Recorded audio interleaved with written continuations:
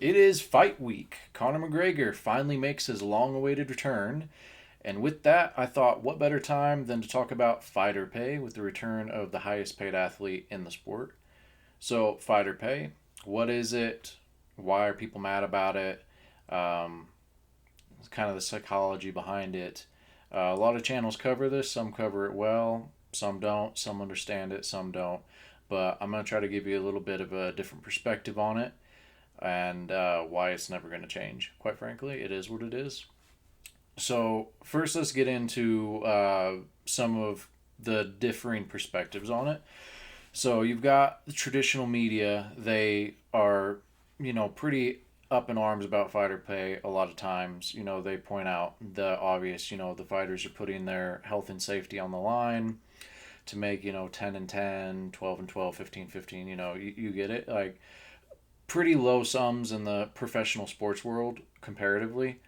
And then you have the other side of the spectrum. You have a lot of fighters not complain about it, especially the guys like the older school guys that have podcasts that come from, that early 2000s or maybe even earlier in some cases backgrounds where, they're just making, $500 to show up and do a pro fight. And so to them, they look at some of these like middle of the road guys in the UFC that are making, maybe 80 and 80, 50 and 50, somewhere in there, and they're looking at that like, well, yeah, that's pretty good, man. I would have loved to make that when I was fighting.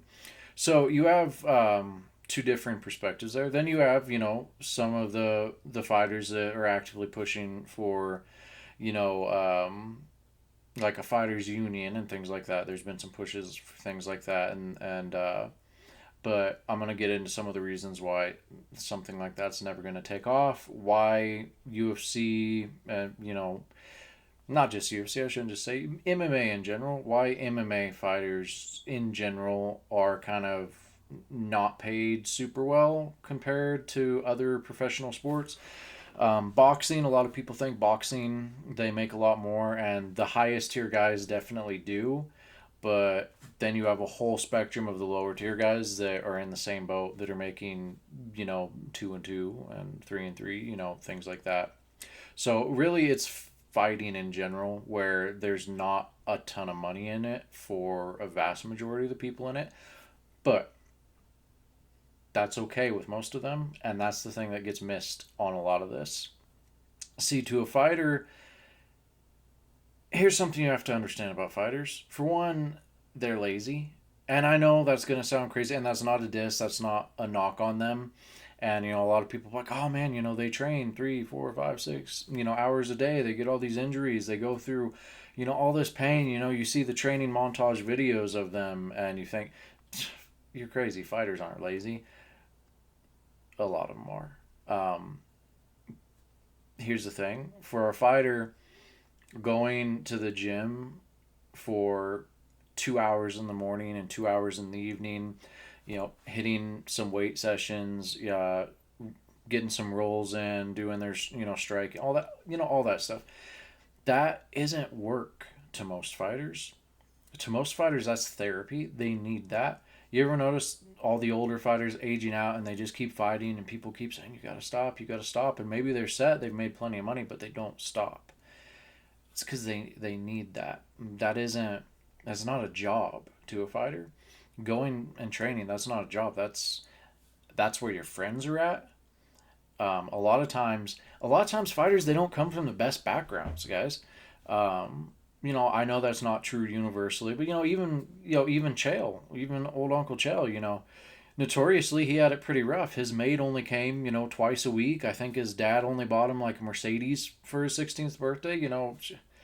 He it's pretty rough, even for old Uncle Chael. So, but all kidding aside, guys, a lot of fighters come from a pretty rough background, whether that be, abusive homes or drugs or, just a crime, being around the wrong people. For a lot of them, the sport is what saved them. And it's where they met their family. A lot of them, they met, their wives through their inner circles in the gyms. They met mentors, business partners, best friends, lifelong friends, they've their whole connection system is through that gym.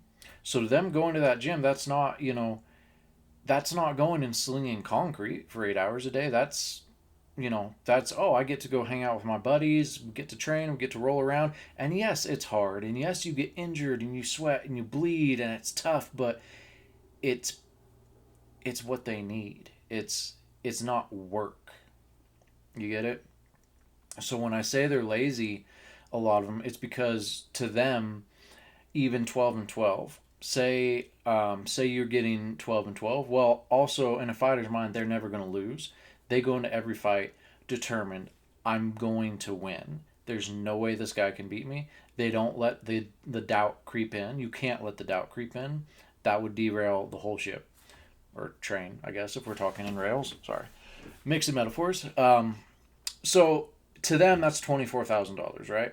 Because they're gonna win, so they're gonna get that 12 and 12.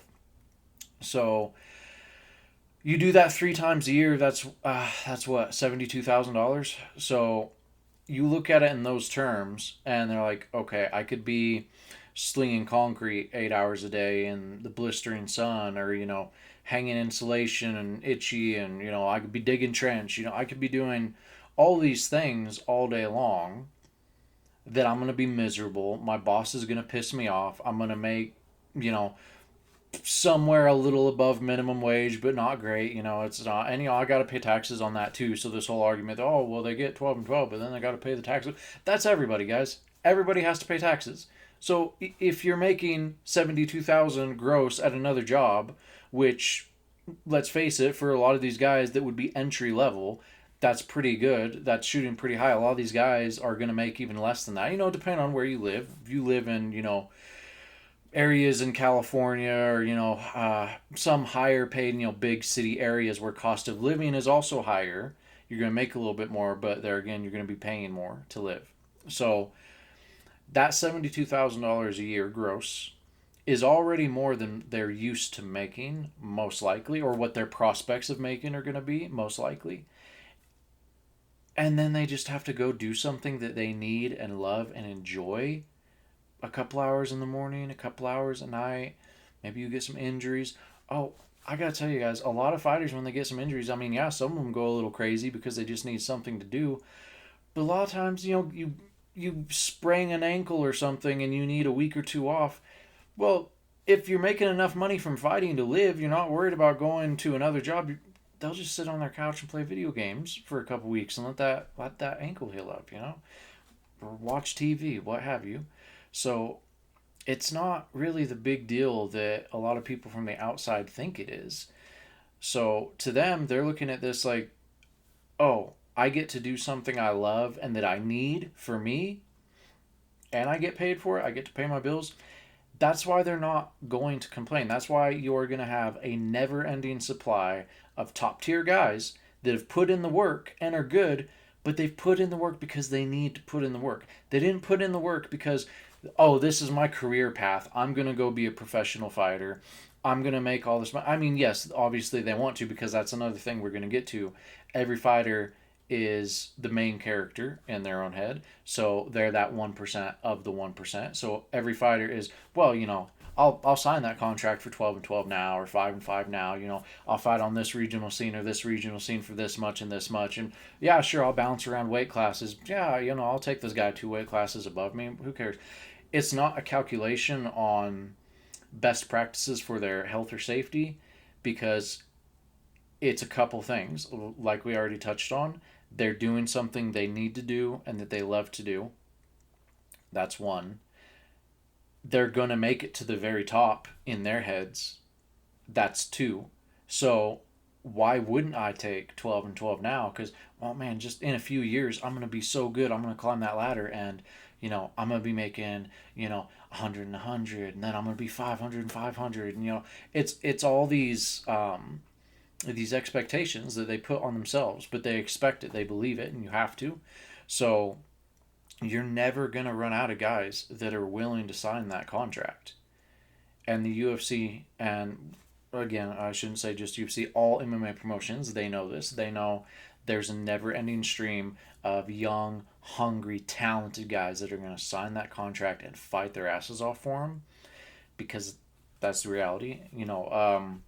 what's a comparison I could use for people that haven't been in that world and fought? A lot of people like video games. So imagine you're working your regular job, right? And someone comes along and they'll pay you $72,000 to play video games for screw it, even 8 hours a day. So you got to play 8 hours a day. Someone's going to pay you to play video games. Now, eventually, you would get sick of that, just like some fighters get burnt out and they need breaks and things like that. But initially, you're like, you're gonna pay me to just do something that I enjoy doing. That's kind of how it is for fighters. Like that's how they look at it when they get that first contract, because they're gonna do this regardless. That's another thing that gets missed. They're going to be in the gym training because, like I said, this is therapy. This is where their family, their friends, this is where their life is at. That's why they struggle when they retire and leave. So, I mean, take me for instance. I haven't fought since 2018, and nobody ever paid me to fight, but I still train. I've always still trained because to me that's therapy. That's the couple hours a day that nothing else in the world matters. None of the stress, none of the life drama. It's just locked in, and you're focused on that training. And yeah, throughout the years, I've been knocked out in training. I've broken bones in training, torn muscles, been laid up. It's not healthy for you. If you're gonna make a calculated like health and safety decision for your life, you're not going to be training in mixed martial arts because it's not good for you. But that's the thing. The guys that are doing it, that love it, that need it, they're going to be doing it regardless. So if you're going to throw 12 and 12 at them, if they get good enough that someone's going to, throw them a 12 and 12 contract, hell yeah, they're going to take it because they're going to do this anyways. They're going to put the damage on themselves anyways. So yeah, I'm going to get paid to do it. And now, like I said, that those delusions of grandeur, and they're not all delusions. Anybody can make it. Anybody can get to the top if they are obsessed enough with it. So they go along and they're like, I'm going to make it here. I'm going to make it, up to the top. And so again, that 12 and 12, that looks pretty nice. It looks pretty nice. I'm going to do this anyways. I need this anyways. I'm going to get some exposure. I'm going to meet even more people. I'm going to have even more opportunities. I'm going to climb those ranks. I'm going to climb the ladder. And I'm going to make more. So it's a smart play. So that's one reason that fighter pay is never going to change, because you're never going to run out of people that are going to take that contract. Never. Also, with the whole fighter union thing, a big reason it's never going to happen is going back to that every fighter is the main character in their own head, in their own story. They are player number one. So why am I going to join a fighters union that's going to piss off some of the major promotions potentially, maybe get me blackballed or in, some sort of other trouble? Why am I going to do that when, screw you guys, I don't need you, I'll get to the top anyways? That's the mindset. So that's the kind of mind you're dealing with, and you need that to be a fighter. You need that grit and that determination and that belief in yourself. But that's another reason, like a union or something, that's never going to get off the ground, because it for too many fighters, it doesn't make sense in their head, because to them, they're just going to make it to the top anyway. So I don't need to join this union. I'll be making a few million per fight here pretty soon anyways. So that's the calculation.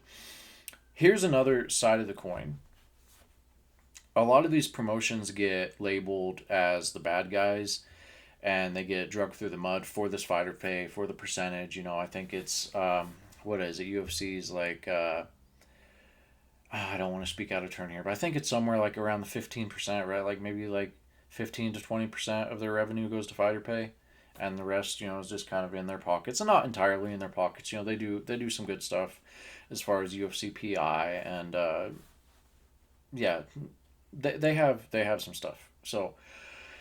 But I think it's around that 15-20%. I think a lot of other professional sports are quite a bit higher, and so you get these people kind of dragging these promotions through the mud and wanting them to pay the fighters more. And here's something that Dana White has actually said, and it's actually very true. He's made the point that you can't get fighters to fight once you start paying them too much. A lot of times, like they get difficult to deal with, and that's kind of funny because it kind of goes against. Sorry, guys. It kind of goes against what I was saying before, where like the money doesn't matter to a lot of these guys because they're gonna do it anyways, right? But it's kind of a weird psychological thing, and it's not just fighters. It's this way across human nature. And for anybody who's actually like ran a business where you had like a decent amount of employees, I'm not talking like big company, but 5, 10, 15 employees even is enough that you're going to see the spectrum play out. The more you pay people, especially relative to the area, like if you're paying them pretty well for the area, and especially if you're doing other little things to try to make their life easier, like you're trying to make the job easier, you're being like really hands on, you're nipping problems in the bud before they become a big problem for your guys or girls. And you're just really proactive about creating a good work environment. You're outpacing the industry standard for pay. Your people will get very difficult very quickly. And it's a weird thing because you're in your head, right? You're doing everything right. You're going out of your way. You're trying to look out for your people. They can't just go get another job in the same industry and make the kind of money you're paying them, and have the amount of headaches taken care of before they get to them that you deal with. But it's just a weird psychological thing where once you start paying somebody like above an industry standard, or like really taking care of problems for them and helping them out a lot, um, it's kind of this weird thing where it like inflates their ego in a sense, where they start feeling like, oh well, it doesn't make sense that he would do that for me unless he really needed me, right? Like I must be so important to this company. It can't just be that he's just a good boss and he's just trying to treat his people right. It can't be that. In their heads, it rarely ever, I don't think I've ever seen it turn into that, where in their heads it's a calculation of, oh well, he's just a really good boss that's trying to do good. No, you're the boss. You're always the bad guy. That's how it is, and that's fine. But the more you spoil and pamper them, the harder you actually make it on yourself, because like I said, it inflates the ego. It's a weird psychological thing where, well, he can't do this without me. And so then, before maybe you would ask them like, oh, hey, I need you to do this favor. I need you to like do this little extra thing outside of a scope of, your regular work or something. Like just, do this for me to help me out, little things like that, where used to, they would be gung ho and they would jump on like, yeah, no problem. And it's not taking advantage of them. You scratch their back, they scratch yours. It's fine. But once you spoil them too much, then they start viewing it as you taking advantage. They don't look at all the favors you've done for them, all the shit you've kept off their plate, all the enormous Christmas bonuses that you were under no obligation to give. Um, and it just becomes every little thing that he asks me to do is it's a burden. Oh, he's taking advantage of me. He's using me. It's the same for fighters, because it's the same across every industry. So even though they need to fight and they want to fight, look at Connor. He's coming back this week. That's a perfect example. He doesn't need the money, but he needs to fight. He needs this. He needs it for his health, for his safety, for his sanity. It's the same with a lot of these guys, but they become difficult for the UFC or any other big promotion to deal with as soon as they start paying them significantly more money, because now they're like, oh well, they need me, and now it's, oh, let me bring in this manager or this manager, and let's renegotiate this, and oh, what if this happens, let's negotiate that. And it can never just be a, hey man, we've taken care of you, you scratch, we'll scratch your back, you scratch ours. And I think that's what's missed by a lot of people that give guys like Michael Bisping or Daniel Cormier, some of these guys, a lot of shit. These guys have been a part of that relationship, right? Where they've been paid pretty well, relative to their time in the sport, like the time period they was in it. But more importantly, the company has done them favors and they've done the company favors back. So they've got that reciprocation going, and they haven't got like the huge inflated egos where they've been super difficult to deal with and burned to bridges with the company. No, They've done their job. They've done what they were contracted to do. They've helped the company out, and you will catch them both at different times talking about times that there was, that little locker room bonus, or I think wasn't it, didn't Daniel Cormier say Dana White gave him like $1 million as a bonus, or the Fertitas did maybe, or something like that? Like, I think, I mean, I could be completely off base, but I think it was something like that. I think it was like $1 million he got after one of the Jones fights, and because he scratches their back, they scratch his. So I don't know. That's just, I've rambled on too long. I mean, there's more points we could make on this, and maybe if there's some demand for it, I'll make another video about fighter pay, and we'll go into some things deeper. I didn't want this video to be too crazy long, but I thought with Connor coming back, fighter pay might become a topic of discussion again.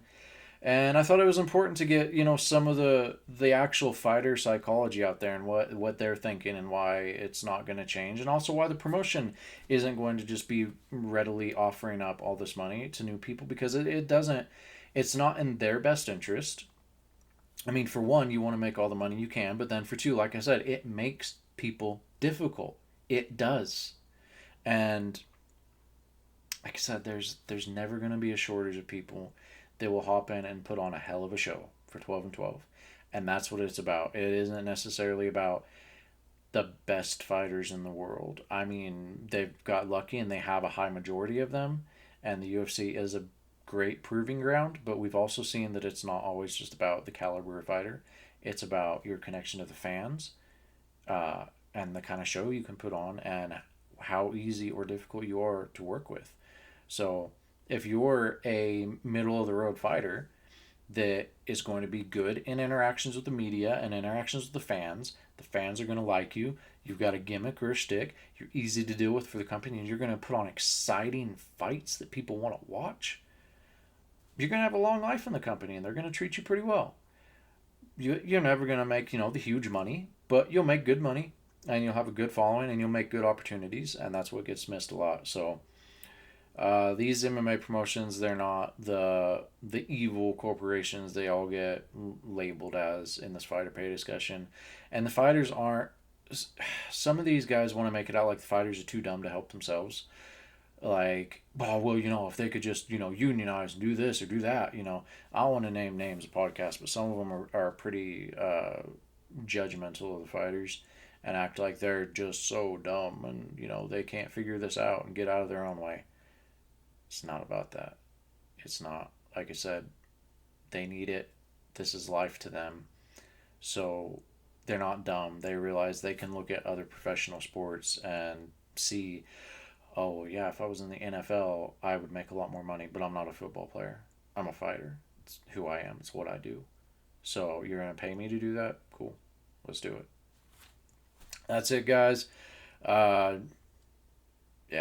I think that's the end of the video. Hope you like it. And hey, guys, get out there, do something active today.